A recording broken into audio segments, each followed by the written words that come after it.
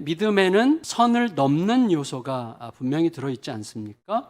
그러니까 현실 수능적인 태도를 버리고 그림이 안 그려지는 상황이라고 할지라도 선을 넘게 하시는 예수님을 따라 과감하게 선을 넘는 거죠.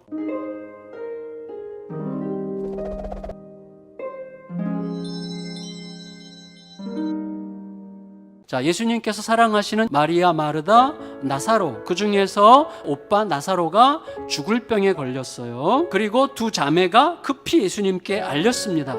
급히 알린 이유는 아직 살아있는 동안에 예수님께서 오신다면 살아날 거라고 확신했기 때문에 알린 거죠.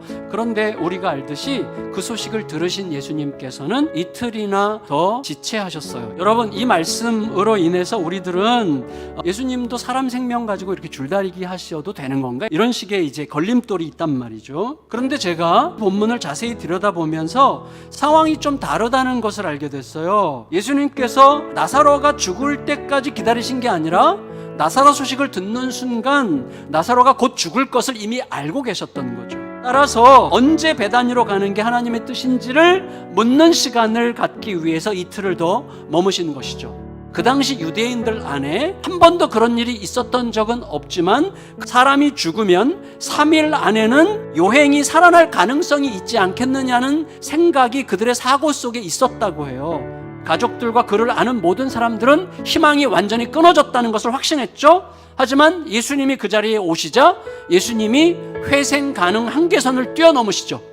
죽음으로 끝났는데 끝난 게 아닌 것이라고 예수님께서 회복하셨어요. 예수님의 존재 자체가 희망이요 생명이라고 하는 것을 명백하게 드러나는 사건이 된 거죠. 그런데 이 사건 때문에 예수님이 죽으시거든요. 유대 지도자들이 본격적으로 예수님을 죽이기로 모의한 게 바로 이 사건 때문이거든요. 그렇지만 마리아의 향유 사건이 자신의 죽음과 장례를 준비하는 사건이라고 해석하심으로써 마리아의 향유 붓는 사건에 절망과 슬픔만 있는 게 아니라 나사로의 죽음과 부활 이후에 바로 마리아 사건이 이어짐으로써 예수님의 죽으심 안에 이미 부활이 포함되어 있다고 하는 것을 우리에게 암시적으로 선언하고 계시는 사건이었다라고 말할 수가 있는 것이죠. 우리는 어떤 상황에 압도되면 인도하신 하나님은 맞지만 그 하나님이 또 인도하실 거라고는 생각하지 않기 때문에 절망에 삼켜지고 끝장난 것처럼 느낀단 말이죠. 그러니까 맥락을 잃어버리는 거예요. 그래서 맥락을 따라서 파악하는 게 굉장히 중요한 거예요.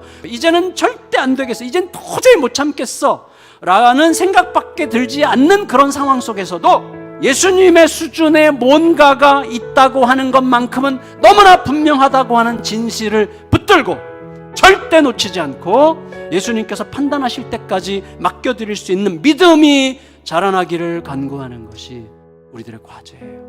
예수님께서는 나사로의 중병이 죽을 병이 아니라 하나님과 그의 아들의 영광을 위한 병이라고 하셨어요. 죽음의 개념, 죽음에 대한 시선은 고통 그 자체이지만 예수님 말씀에 따르면 영광 그 자체일 수도 있어요. 그것은 우리들의 죽음과 우리들의 고통을 담보로 하나님은 자기의 영광만 챙기신다는 뜻이 아니라 고통 가운데서도 그 고통에 영광이라고 하는 다른 차원이 있다고 하는 것을 깊이 깨달아야 된다는 거예요. 결국 나사로를 살리는 사건은 죽은 나사로를 살리시기 위한 예수님 자기 죽음의 길이었어요. 그렇지만 예수님은 부활과 영생의 확실성 위에서 우리도 그렇게 보도록 그 길을 가셨고 그리고 나를 따라오라고 말씀을 하신 거죠. 우리가 주의해야 될 것은 딱 하나예요. 밤의 웅덩이만 조심하면 됩니다.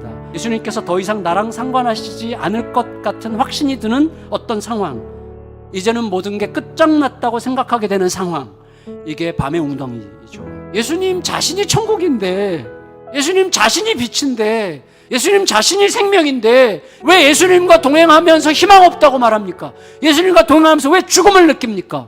예수님이 생명이고 희망인데. 너무나 단순한 거잖아요. 여러분, 무식하게 느껴지는 걸 두려워하지 마세요. 뭐 저런 질문을 해? 그렇게 말하는 사람이 나쁜 사람이에요.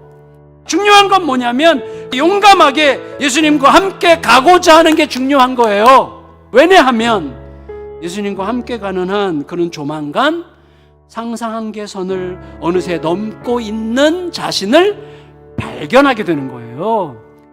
따라서 주님은 오늘도 그 아름다운 길로 우리들을 초대하고 계십니다. 그 길을 잘 가는 저 여러분들이 다 되시기를, 우리 교회가 되기를 예수님의 이름으로 축원합니다. 아멘.